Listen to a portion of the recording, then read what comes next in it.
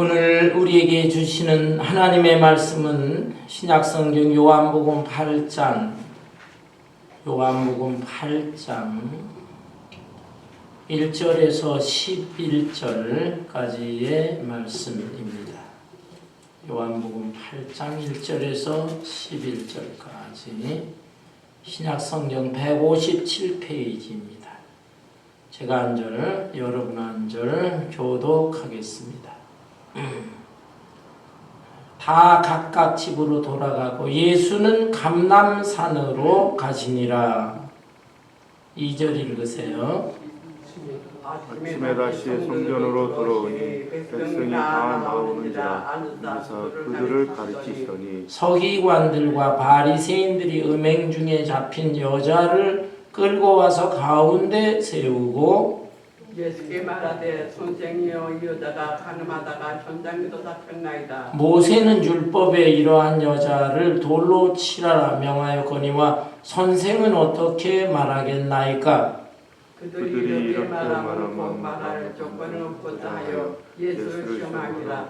예수께서 몸을 굽히사 손가락으로 땅에 쓰시니 그들이 묻기를 마지 아니하는지라. 이에 일어나 이르시되 너희 중에 죄 없는 자가 먼저 돌로 치라 하시고 다시 몸을 굽혀 손가락으로 땅에 쓰시니 그들이 이 말씀을 듣고 양심의 가책을 느껴 어른으로 시작하여 젊은이까지 하나씩 나가고 오직 예수와 그 가운데 섰는 여자만 남았더라. 예수께서 일어나사 여자 외에 아무도 없는 것을 보시고 이르시되 여자여 너를 고발하던 그들이 어디 있느냐 너를 중재한 자가 없느냐. 11절 다같이 대답하되 주여 없나이다. 예수께서 이르시되 나도 너를 정죄하지 아니하노니 가서 다시는 죄를 범하지 말라 하시니라. 아멘. 19세기 미국의 유명한 소설가인 내서니얼 호돈이라고 하는 사람의 작품 중에 주홍글씨라는 작품이 있습니다. 이 내용을 살펴보면 헤스터 프리니라는 한 여자가 영국에서 미국 보스턴으로 이민을 왔습니다. 남편이 있는데 남편은 좀 다른 일이 있어서 뒤늦게 출발을 했다가 중간에 풍랑을 만나서 어려움을 겪었습니다. 그리고 인디안에게 붙잡혀서 오랜 시간이 지난 다음에 보스턴에 도착을 하게 됩니다. 먼저 일찍 도착을 했던 이 헤스터 프린이라고 하는 여자는 낯선 곳에서 너무나 힘겨워하고 외로워하다가 그 지역에서 목회를 하고 있는 젊은 목사, 따뜻한 성품을 가진 딤스데일이라고 하는 목사와 사랑에 빠지게 됩니다. 그로 인하여 딸을 하나 낳게 되는데 당시 사회는 청교도 사회였습니다. 청교도 시대에 엄격한 도덕적인 잣대로서 사람들은 이 여자를 정죄하기 시작을 했습니다. 정식 결혼하지 않은 여자인데 어찌하여 아이를 낳을 수 있는가? 그 아이의 아버지는 도대체 누군가? 집중적으로 공개 재판을 하면서 추궁을 했습니다. 그러나 이 여자는 결코 이 아이의 아버지가 누구인지 얘기하지를 않았습니다. 사람들은 이 여자에게 A라고 하는 좋은 글씨, 주홍색 글씨를 A자가 쓰여져 있는 글씨를 가슴에 부착을 하고 살아가게 했습니다. 이 A는 어덜터리, 간통이라고 하는 글자의 첫 글자, A라고 하는 글자를 가슴에 달고 살아가게 했던 것입니다. 이 모습을 보고 있던 딤스데일이라고 하는 목사는 얼마나 그 마음이 괴로웠겠습니까? 양심의 고통을 느끼면서 얼굴과 몸이 수척해지고 쇠약해진 모습으로 지내게 되었습니다. 그러는 가운데 죽은 줄 알았던 그 남편이 보스턴에 몇 년 만에 도착을 했습니다. 이 사람은 나이가 든 의사인데 딤스데일 목사의 주치의가 되면서 둘 사이를 이미 의심을 했고, 그래서 이 목사를 정신적으로 무척이나 괴롭혔습니다. 그러던 어느 날이었어요. 주지사가 새로 그 마을에 부임을 하게 되었을 때 딤스데일 목사는 취임식 설교를 맡아서 명설교를 하게 됩니다. 그리고는 자기의 딸 그 펄과 또 그 여자를 올라오라, 단상에 올라오라 라고 하고, 자기가 그동안에 범했던 죄에 대해서 대중들 앞에서 솔직하게 고백을 하고, 이 아이의 아버지는 바로 접니다. 양심선언을 했습니다. 이렇게 실토를 하고는 그 자리에서 고통 속에 쓰러져 죽었습니다.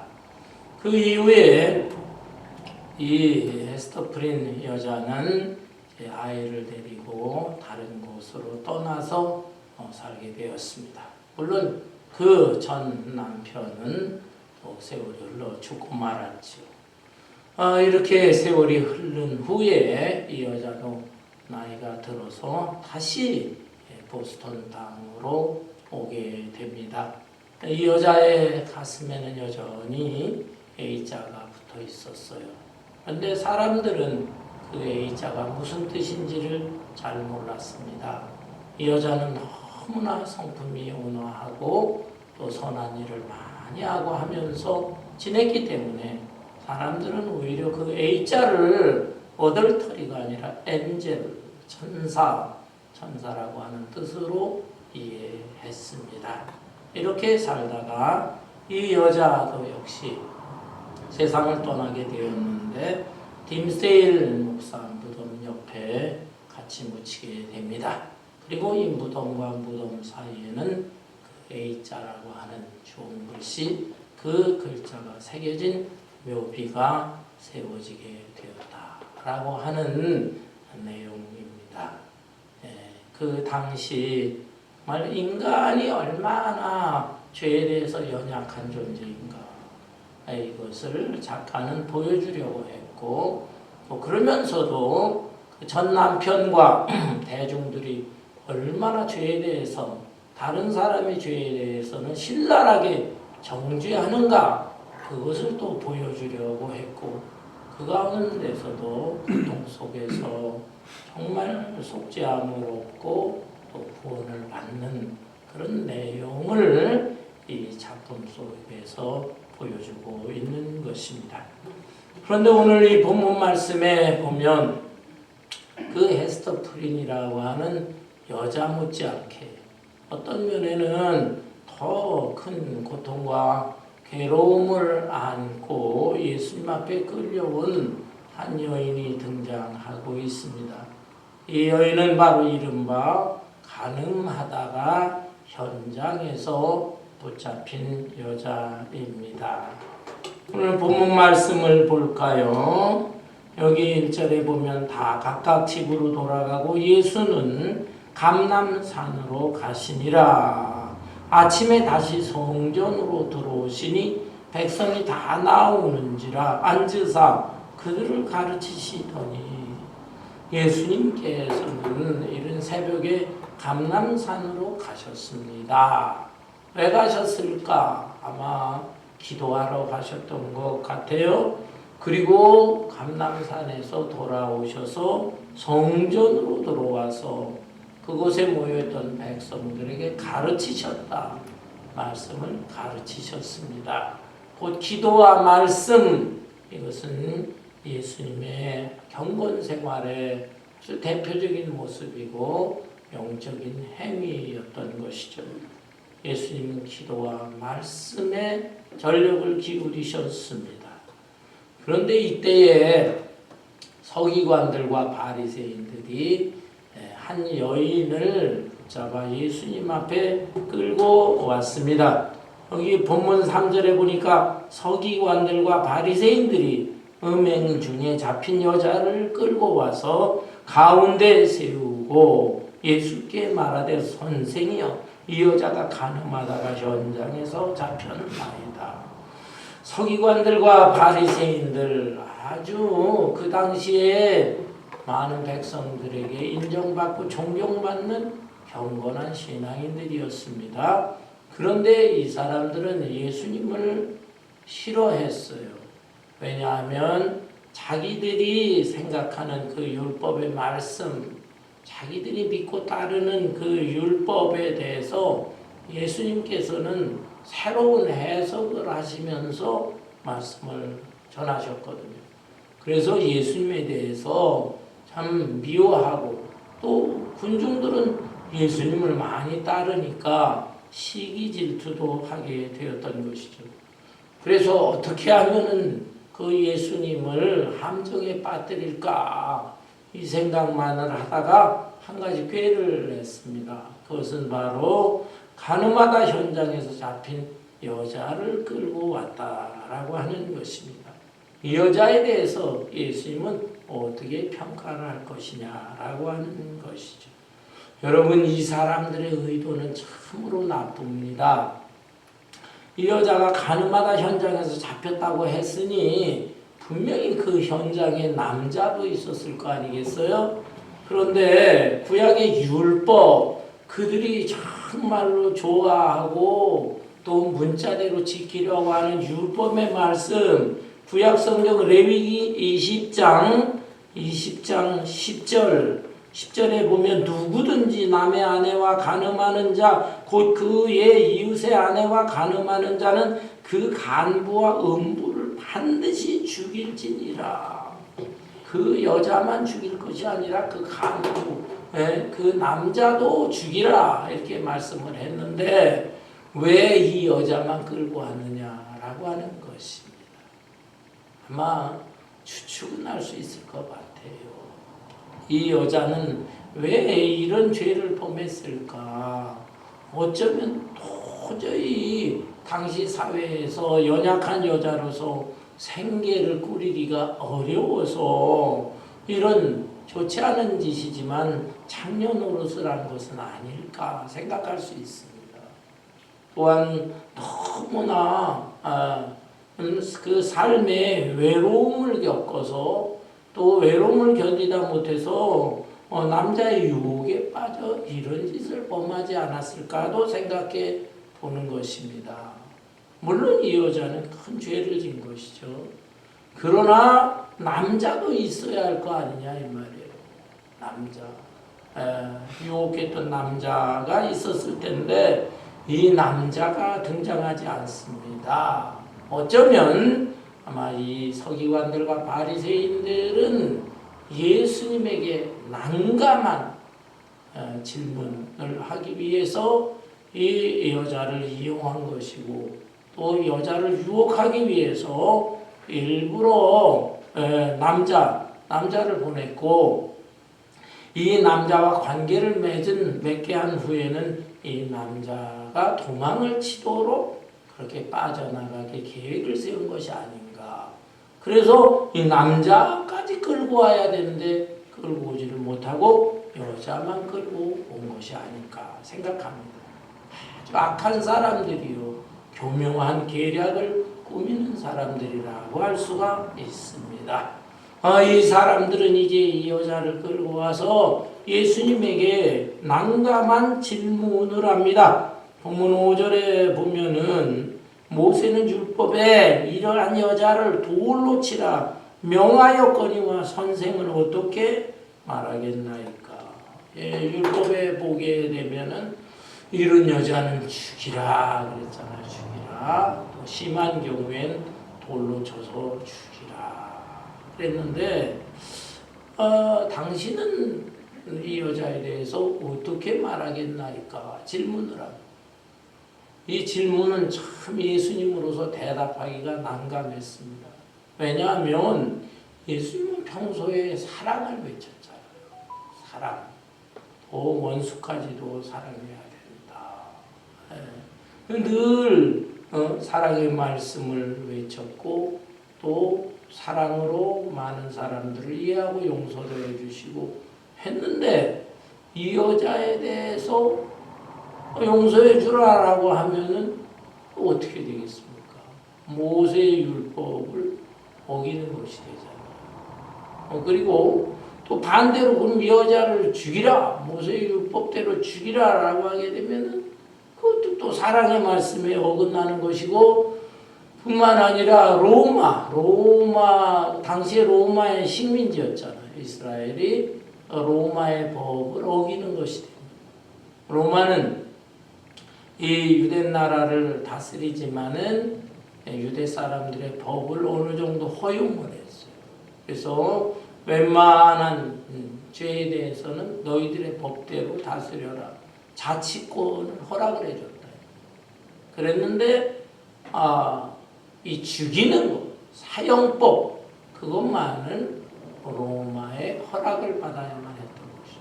근데 예수님이 이 여자를 갖다가 죽여라 라고 한다면 평소에 사랑의 말씀 또 아울러서 그리고 이 로마의 법을 어기는 것이 되어지는 것입니다. 그렇다면 모세의 율법대로 또 죽이라 또 죽이지 않으라. 죽이라 그러면 사랑이 외친 것이 헛것이 되는 것이고요. 그 다음에 또 죽이지 말라라고 한다면 모세의 율법을 어기는 것이 되고, 이런 딜레마에 빠진 아주 그 난감한 그런 질문을 했던 것입니다. 참 이 악한 자들은요, 그 꾀가 대단합니다. 그 꾀를 일반 사람의 그 머리로 이겨내기가 어려운 것이에요. 그런데 우리 예수님께서는 어떻게 이 질문을 극복을 하십니까? 예수님은 놀라운 정말 하늘의 지혜를 가지신 분 아니겠어요? 예수님은 이 질문에 대해서 몸을 굽혀서 땅에다가 손가락으로 글을 쓰셨습니다. 6절에 보면 그들이 이렇게 말함은 고발할 조건을 얻고자 하여 예수를 시험함이러라. 예수께서 몸을 굽히사 손가락으로 땅에 쓰시니. 이 사람들의 그 질문에 대해서 예수님이 말로 즉답을 하지 않으시고 일단은 몸을 굽히셨어. 그리고 손가락으로 땅에다가 글을 쓰셨다. 예수님은 왜 이런 행위를 하셨을까요? 그래서 우리가 충분히 추측을 해볼 수가 있습니다. 그 사람들은 지금 굉장히 혈기가 등등합니다. 어떻게 해서든지 예수님을 올가미에 씌워가지고 예수님을 아주 쓰러뜨리려고 하는 계략을 꾸미고 있는 것이었어요. 이런 사람들에게 직접적으로 대답을 하게 되면은 지금 감정이 격화되어 있는 상태에서 예수님의 말씀을 받아들일 리가 없는 것이죠. 엄청난 언쟁이 벌어질 뿐만 아니라 예수님을 직접적으로 공격을 하게 될 것입니다. 따라서 예수님은 일단은 침묵을 하시면서 말은 하지 않으면서 허리를 굽혀 땅에다 글을 쓰셨어요. 아주 짧은 시간이지만 예수님의 행위는 너무 지혜로운 행위였다라고 할 수 있습니다. 여러분, 우리도 다른 사람과 대화를 하고 때로는 논쟁을 할 때가 있습니다. 그런데 이 논쟁이 아주 심하게 격화될 때에는 조심을 해야 합니다. 이럴 때에는 일단 화제를 다른 쪽으로 돌리거나 아니면은 침묵을 좀 하거나 아니면 그 자리를 잠시 떠나거나 하는 방법이 굉장히 필요합니다. 옛말에 삼사일언이라는 말이 있어요. 말을 할 때에는 즉시 말하지 말고 세 번을 생각하라. 3번 생각하고 한 번 말하라. 이렇게 하면은 웬만한 그 인간관계의 그 언쟁이나 이런 것을 피할 수 있게 되는 것이죠. 예수님께서는 그래서 즉답하지 않으시고 몸을 구부려서 땅에다 글을 쓰신 것이 아닐까. 그 사람들은 예수님의 이 행위를 보면서 일단 격화된 감정이 누그러지면서 무슨 글을 쓰나 이렇게 내려다 봤을 거예요. 예수님은 참 지혜로우신 분이었어요. 그렇다면 예수님은 땅에다가 무슨 글씨를 쓰셨을까요? 쓰신 글씨에 대해서는 우리가 알 수가 없습니다. 성경에 보면 예수님께서 직접 글을 쓰셨다라고 하는 것이 이 귀절에 밖에는 나와 있질 않아요. 예수님이 무슨 글씨를 쓰셨는지는 우리가 도저히 알 수가 없습니다. 다만 추측은 할 수가 있어요. 그 땅에다 글을 쓰셨다 라고 하는 건 헬라어 언어를 보면 카타그라펜이라고 표현되어 있어요. 카타라고 하는 것은 대항한다, against라는 뜻이에요. 그리고 그라펜이라고 하는 것은 썼다라는 뜻입니다. 곧 글을 쓰시는데 아무 글을 쓰시는 것이 아니라 지금 혈기등등한 이 사람들을 대항해서 글을 쓰셨다라는 뜻이에요. 그렇다면 무슨 글을 쓰셨을까요? 추측을 할 때 지금 이 여인이 간음하다가 붙잡혔다라고 할 때 예수님은 너희는 어떠냐? 그들을 대항해서 너희들의 죄도 이렇지 않느냐? 라고 하면서 예수님이 땅에다 간음이라든지 또는 교만이라든지 욕심이라든지 혈기, 게으름 등등 글을 써내려 가신 것이 아닌가. 그런데도 보세요. 예수님이 땅에다가 글을 쓰셨는데도 불구하고 7절에 그들이 묻기를 맞이 아니하는지라 이에 일어나 이르시되 너희 중에 죄 없는 자가 먼저 돌로 치라 하시고 이렇게 글을 쓰시는데도 그들이 글을 보면서도 묻기를 맞아 계속 질문을 했다 이 말입니다. 왜 그랬을까? 아마 그 중에 일부는 그 글을 보면서 마음의 양심의 가책을 받았을 거예요. 그런데 일부의 사람들은 글을 몰랐던 것 같습니다. 여러분 제가 어린 시절에만 해도 글 모르는 사람들이 꽤 있었어요. 제가 시골에서 자랐는데 글을 모르는 문맹인이 있었고 제가 우리 교회에 30년 가까이 목회하고 있는데 목회를 하면서 글을 정말로 몰랐던 사람들도 몇 사람이 있었어요. 글을 잘 읽질 못해요. 그런데 2000년 전 그 당시에는 문맹자들이 꽤 많았던 것입니다. 그러니까 땅에다가 글을 쓴 걸 보면서도 무슨 글인지 잘 몰랐겠지요. 그래서 그 사람들은 계속해서 모세의 율법을 외치면서 이 여자 돌로 치라고 하는데 당신도 이 여자 돌로 쳐 죽이라고 해야 될 거 아닙니까? 압박을 줬다는 것입니다. 그러자 예수님이 이제는 말로 다 말씀하셨어요. 너희 중에 죄가 없는 자가 돌로 치라. 죄 없는 자가 돌로 치라. 말로 말씀을 하시고 그리고는 다시 또 글을 쓰셨어요. 두 번째 또 8절에 다시 몸을 굽혀 손가락으로 땅에 쓰시니 무슨 글을 쓸까요? 아까 글을 쓴 것을 계속해서 써내려 가셨을 것입니다. 어쩌면 좀 더 구체적인 글을 쓰셨을지도 몰라요. 너희 중에 누구는 어느 날 도적질을 하지 않았느냐? 너는 어느 날 거짓말하지 않았느냐? 이런 식으로 좀 더 구체적으로 땅에다가 막 글을 써내려 가셨는지 모르겠습니다. 그들을 대항해서 글을 쓰신 것입니다. 이렇게 되자 9절에 그들이 말씀을 듣고 양심의 가책을 느껴 어른으로 시작하여 젊은이까지 하나씩 나가고 오직 예수와 그 가운데 섰는 여자만 남았더라. 그들 마음속에 양심의 가책을 느끼는 거죠.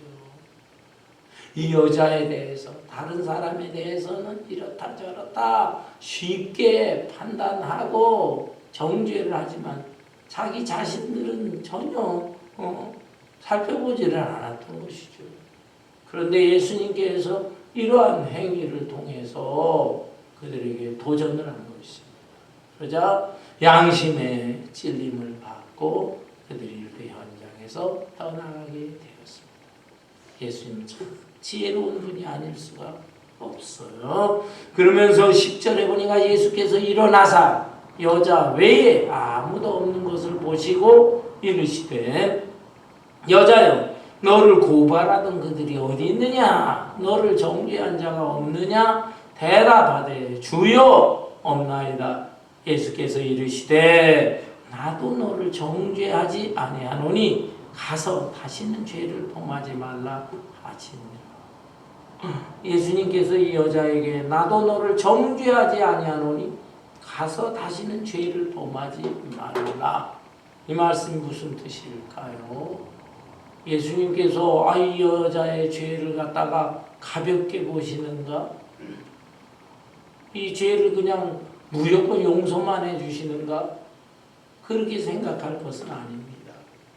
예수님께서는 이 자비를 베푸셨어요. 용서의 말씀을 하셨어요. 그렇지만은 이 용서의 혜택은 이 여자에게 달려있다는 말입니다. 네가 가서 똑같은 죄를 계속 범하게 되면 내가 너한테 정죄하지 않았다, 용서했다고 했지만은 그것은 효력을 보지 못하게 될 것이다.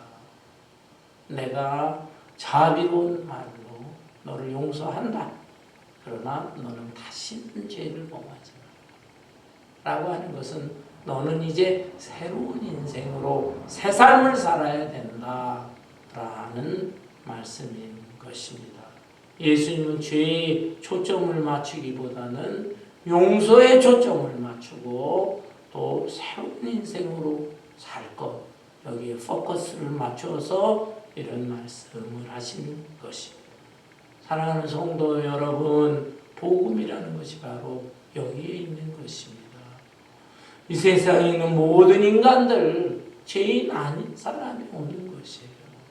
그렇지만은 하나님께서 예수님 보내주시고 또 죄가 없으신 예수님이 죄인을 대신해서 죽으심으로 죄인인 우리가 용서받고 의인처럼 살아가게 되었다. 이게 복음이다. 그런데 우리가 이 복음을 정말로 깨닫고 이 은혜를 마음속에 정말 경험하고 감사 감격하고 사는 사람이라고 한다면 우리도 이제는 예수님의 마음으로 우리 주변 사람들을 보기 시작해야 되는 것입니다.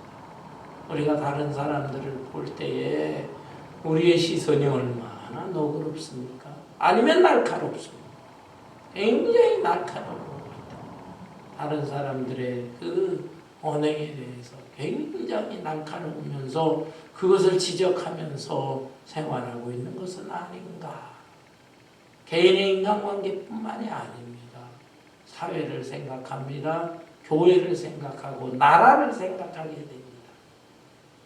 우리는 이 사회와 교회, 나라에 대해서 이러쿵저러쿵 비판합니다. 비판할 수 있습니다. 비판을 해야 더 발전할 수도 있습니다. 건전하고 건강한 비판은 꼭 필요한 것이죠. 그렇지만 그 비판 속에 자기도 들어있는 것입니다.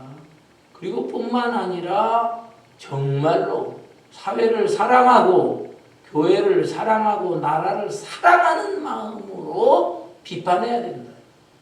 그 사랑이 없으면서 비판을 하게 될 때 그 비판은 계속해서 비판을 당하면서 거기에서 긍정적인 효과보다는 부정적인 면, 그리고 모두가 다 실패의 나락으로, 멸망의 나락으로 벌어지게 되는 것입니다.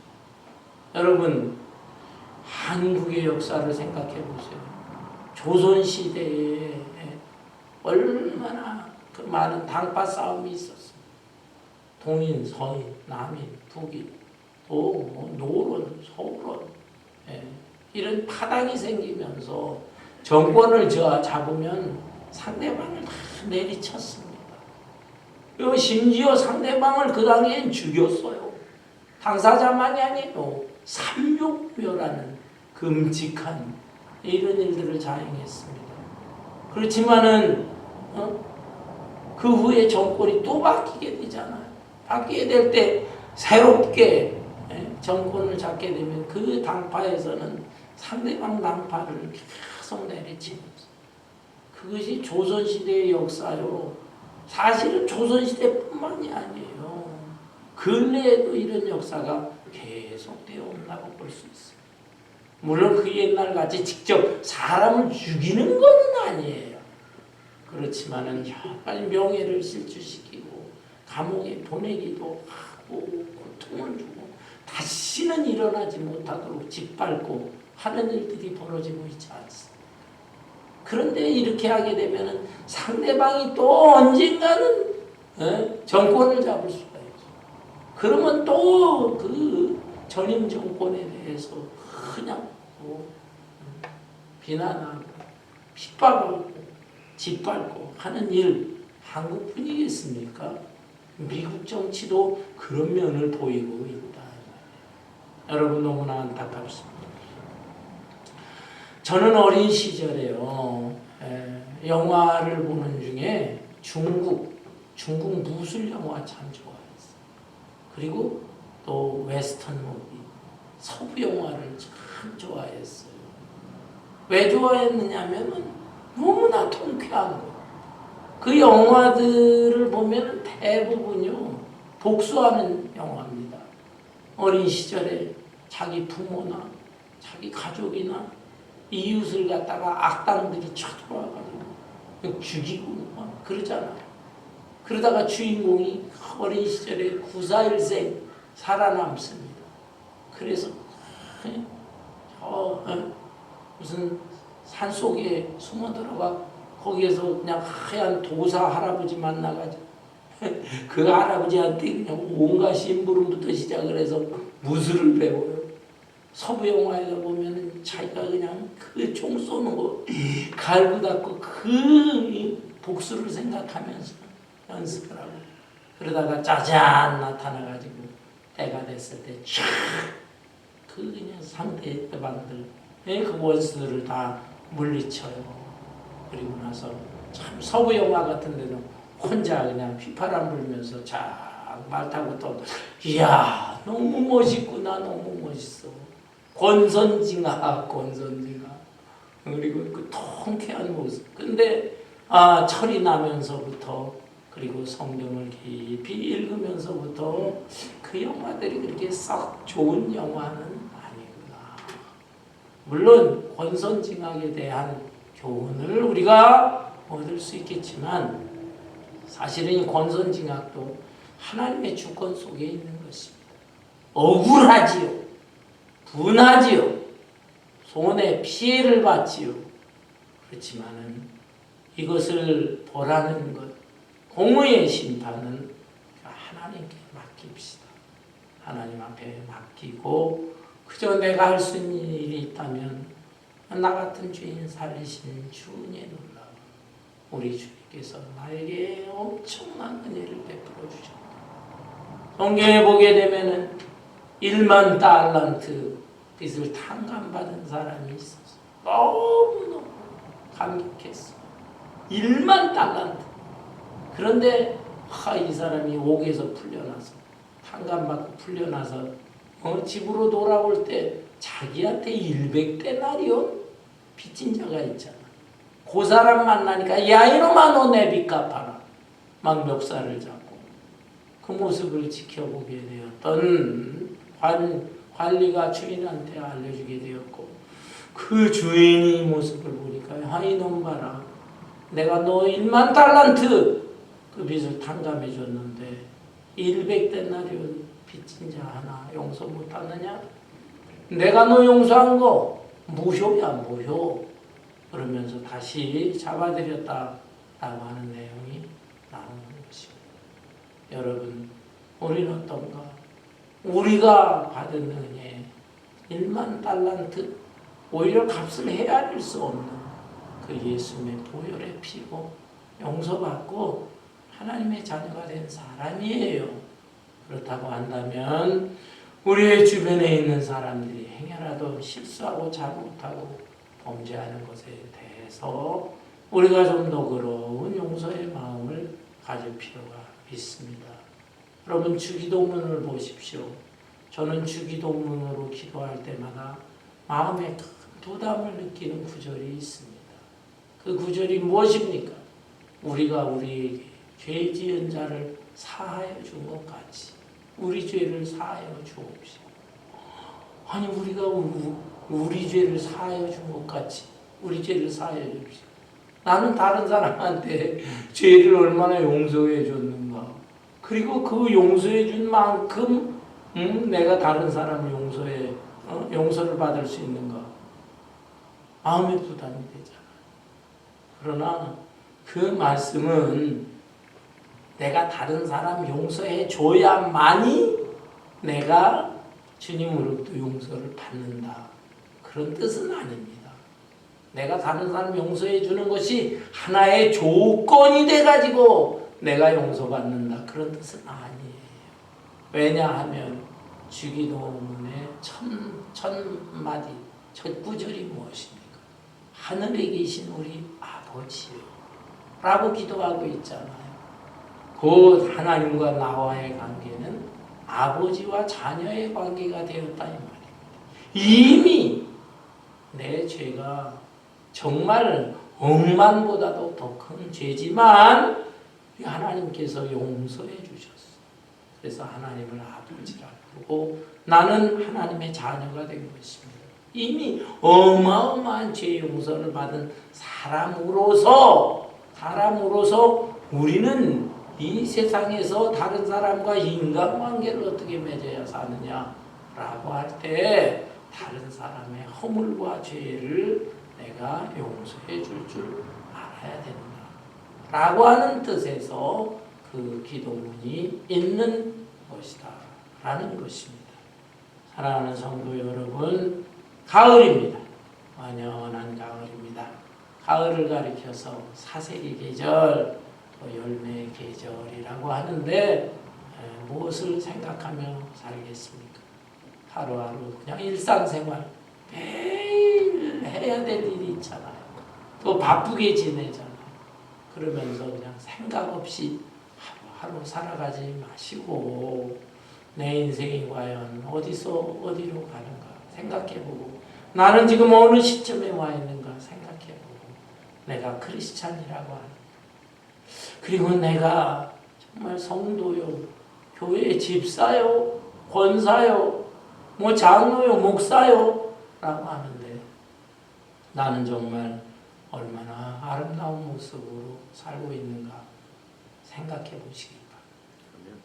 그 가운데서 특별히 다른 사람과의 인간관계 그리고 이 사회도 생각하고 또 교회도 좀 생각하고 나라도 생각하고 하면서 내가 어떻게 말과 처신을 해야 할 것인가. 우리 주님께서 나에게 베풀어 주시는 일 1만 달란트도 넘는데 나는 그 은혜를 받은 사람으로서 나는 다른 사람들에게 어떻게 대해야 할 것인가. 나는 본문에 나오는 가늠하다 붙잡힌 여자와 같은 사람입니다. 그런데 나는 새로운 모습으로 이제 살아야 되지 않겠는가. 여러분, 어떤 분이 이런 말을 했어요. 다른 사람에 대해서 판단을 할 때는 그 사람의 행위를 보고 봅니다. 행위. 그런데 자기 자신에 대해서는 행위가 아닌 동기를 보고 판단한다. 그건 무엇이냐? 내가 지금 하는 행동에 대해서는 다른 사람들이 이렇게 보고 저렇게 볼지 모르지만 내 마음속의 동기는 그게 아니다. 사실은 나는 어쩔 수 없이 이런 동기 때문에 내가 이런 행동을 했다. 이렇게 판단한다는 것이. 내 자신에 대해서 굉장히 너그럽다 이 말이 너그러워. 내 자신에 대해서는 동기를 생각하면서 스스로 이해를 해줍니다. 그러나 다른 사람에 대해서는 어떻습니까? 다른 사람의 언행에 대해서는 그 사람의 동기나 이런 거 생각하지 않고 겉으로 나타난 행동, 그 행동만을 보고 판단하고 정죄하고 이렇게 한다라고 하는 것이. 여러분, 우리 하나님께서 우리를 용서하신 것은 우리의 속마음도 다 아시고 우리의 행동하는 것 잘못된 것도 아시면서 용서를 해주신 것입니다. 그렇다면 우리도 새로운 모습으로 변화된 모습으로 살아야 되겠습니다. 어떤 집에 아주 귀여운 개가 있습니다. 애교가 많은 개. 아주 예쁘게 생겼어요. 그런데 그 개가 단점이 있어요. 자기 집 앞을 가는 사람들에 대해서는 와락 달려 들어가지고 발꿈치를 무는 것입니다. 동네 사람들이 무서워서 그 집 앞을 다닐 수가 없어요. 주인은 어쩔 수 없이 이 아이에게 입마개를 했어요. 입마개를 하니까 더 이상 물을 수는 없고 다른 사람들은 자유롭게 그 집 앞을 다니게 되었습니다. 그러나 여러분, 이 개가 다른 사람을 물지는 않습니다. 물지 못하는 것이죠. 그렇지만은 그 기질이 바뀐 건 아닙니다. 행위, behavior, 그 행위는 중단하고 있습니다. 그렇지만은 그 기질, disposition, 기질은 남아있다 이 말이에요. 입마개 때문에 어쩔 수 없어요. 우리의 모습은 어떤가? 우리의 행위가 바뀌지 않는가? 그런데 사실 예수 믿고 신앙생활하게 되면 행위가 많이 바뀌죠. 자제를 하죠. 자제를 해요. 그런데 그 자제한 것이 무엇 때문이냐? 입마개 때문이 아니겠는가 하는 것입니다.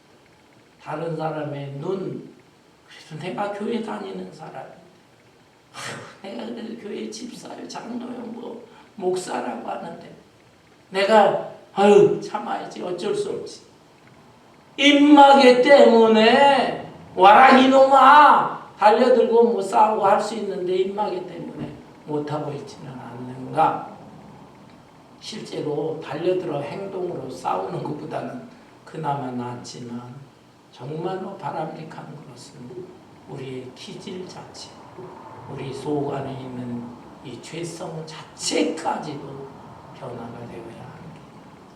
여러분, 이 가을철 사색의 계절을 맞이해서 나의 모습이 어떤가 들여다보면서 하나님 앞에 진실로 회개할 것은 회개하고, 그러면서도 또 새 사람으로 살고 다른 사람에 대해서도 또 너그럽게 대할 줄 아는 성숙한 신앙의 열매를 맺을 수 있는 저와 여러분 되시기를 주님의 이름으로 축원합니다. 찬송